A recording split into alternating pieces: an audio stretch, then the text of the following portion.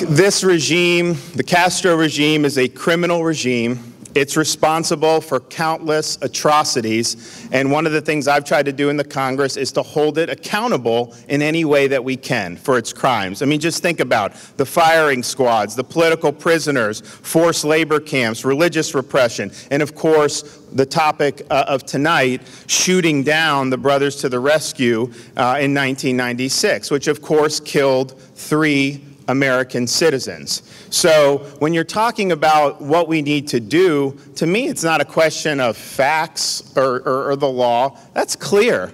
It's a question of political will. Are we willing to hold this corrupt criminal regime accountable, or are we not? It's long overdue and long past time to do it. If I had been president then in '96 and they shot down the Brothers to the Rescue and killed 3 Americans, they were not in Cuban airspace. They shot them down. It was a wanton attack. Indicting, fine, I'm willing to do that now, but at the time, we should have responded militarily to that. I mean, come on. So Raul Castro must be held accountable for this act of murder. It was wanton, it was unlawful, it was an attack on our country. But in addition to that, and I am working and pressuring the Trump administration and Jeff Sessions to order an investigation in the Southern District of Florida so we can finally bring the indictment.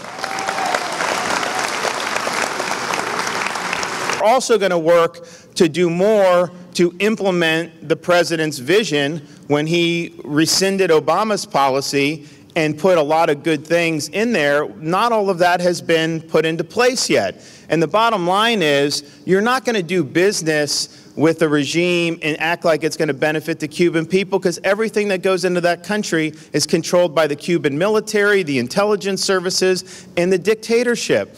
So you have to put pressure on the regime, and we have some tools under Helms-Burton and some of the other authorities. I mean, Venezuela is obviously a disaster. Who's fueling that? It's the Castro regime. All the problems in Latin America have a nexus to the Cuban dictatorship.